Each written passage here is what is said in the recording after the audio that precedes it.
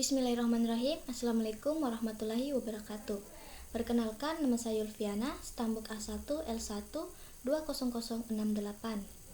Baik, pada kesempatan kali ini saya akan mempresentasikan video saya mengenai bagaimana dinamika historis, konstitusional, sosial politik, kultural, serta konteks kontemporer penegakan hukum yang berkeadilan. Yang A. Menelusuri konsep dan urgensi penegakan hukum yang berkeadilan. Indonesia adalah negara hukum, artinya negara yang semua penyelenggaraan pemerintahan dari kenegaraan serta kemasyarakatannya berdasarkan atas hukum, bukan didasarkan atas kekuasaan belaka. Menurut Thomas Hobbes dalam bukunya Leviathan, pernah mengatakan homo homini lupus, artinya manusia adalah serigala bagi manusia lainnya. Menurut Cicero, pernah menyatakan ubi societas ibius, artinya di mana ada masyarakat, di sana ada hukum. Dengan kata lain, sampai saat ini hukum masih diperlukan, bahkan kedudukannya semakin penting. Adapun menurut Cranenburg dan TKB Saborodin, pada tahun 1975, kehidupan manusia tidak cukup hidup dengan aman, teratur, dan tertib. Manusia perlu sejahtera. Apabila tujuan negara hanya menjaga ketertiban, maka tujuan negara itu tidak terlalu sempit. Tujuan negara yang lebih luas adalah agar setiap manusia terjamin kesejahteraannya. Di samping itu, keamanannya juga. Dari bunyi alinea keempat pada pembukaan Undang-Undang Dasar Negara Republik Indonesia tahun 1945 ini dapat diidentifikasi bahwa tujuan negara Republik Indonesia pun memiliki indikator yang sama sebagaimana yang dinyatakan Cranenburg, yakni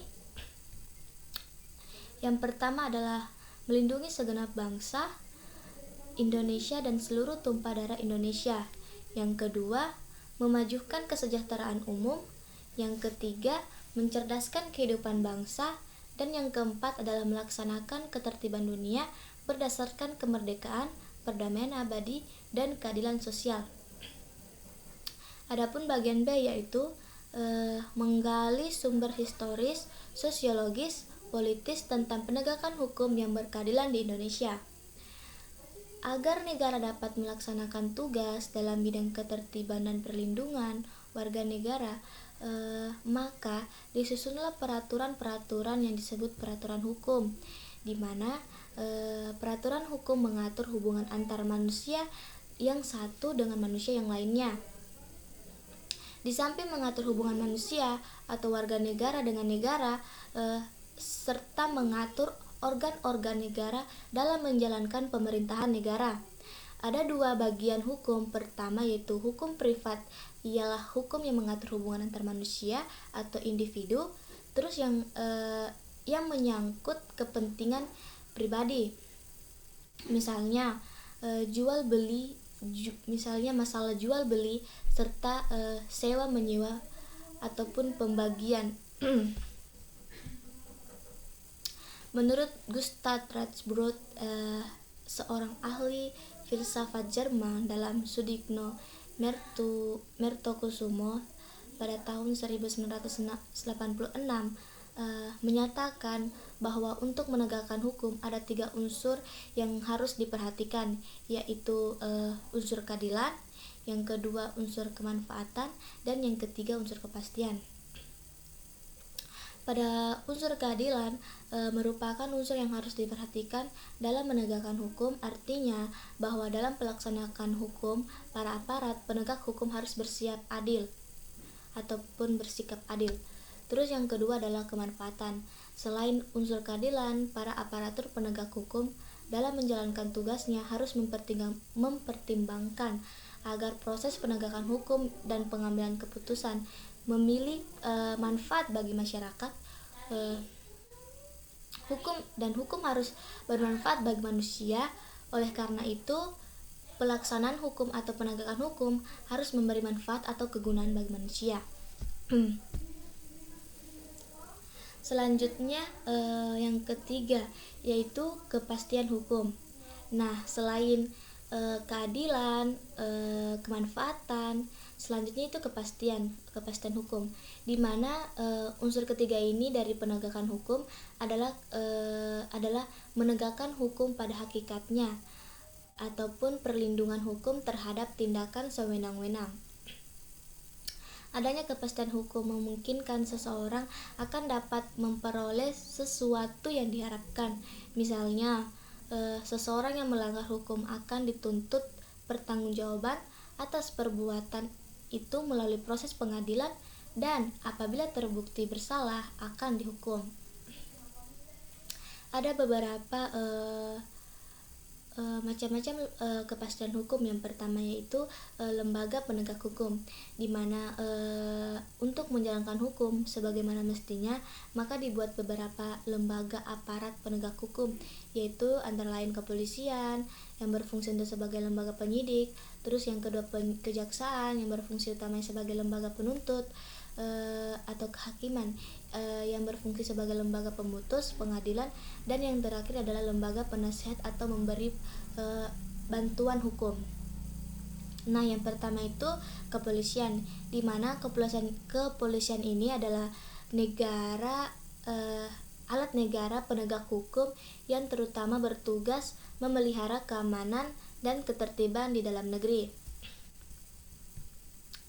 Terus yang kedua kejaksaan, di mana dalam Undang-Undang Nomor 16 Tahun 2001 tentang Kejaksaan Republik Indonesia, Pasal 1 dinyatakan bahwa jaksa adalah pejabat fungsional yang diberi wewenang oleh undang-undang untuk bertindak sebagai penuntut umum, dan pelaksanaan putusan pengadilan telah memperoleh kekuatan hukum tetap serta wewenang lain berdasarkan undang-undang.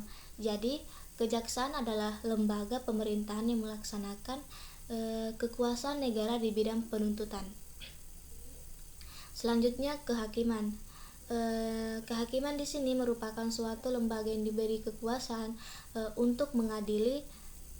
Adapun hakim adalah pejabat peradilan negara yang diberi wewenang oleh undang-undang untuk mengadili. Menurut Pasal 1 Undang-Undang Nomor 8 Tahun 1081 tentang Undang-Undang Hukum Acara Pidana atau KUHAP, mengadili atau serangkaian tindakan hakim untuk menerima, memeriksa, dan memutus perkara pidana berdasarkan asas bebas, jujur, dan tidak memihak di setiap pengadilan dalam hal dan menurut cara yang diatur dalam undang-undang tersebut.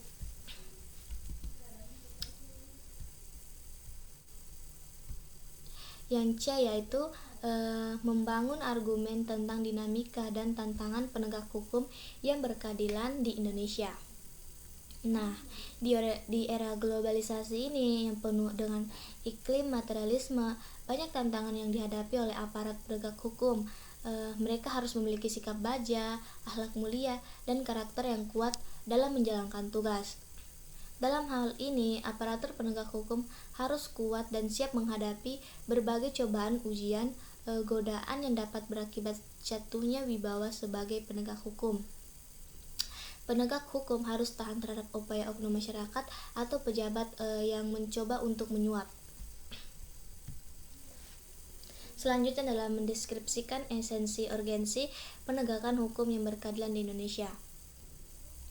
Pada dasarnya, esensi dan urgensi penegakan hukum bertujuan untuk mewujudkan peraturan hukum demi terciptanya ketertiban dan keadilan masyarakat. Apa yang tertera dalam peraturan hukum atau pasal-pasal hukum material sebagai dapat terwujud dalam proses pelaksanaan atau penegakan hukum di masyarakat. Dengan kata lain, penegakan hukum pada dasarnya bertujuan untuk meningkatkan ketertiban dan kepastian hukum dalam masyarakat sehingga masyarakat merasa memperoleh perlindungan akan hak-hak dan kewajibannya. Baik, mungkin itu saja video dari saya. Sekian, assalamualaikum warahmatullahi wabarakatuh.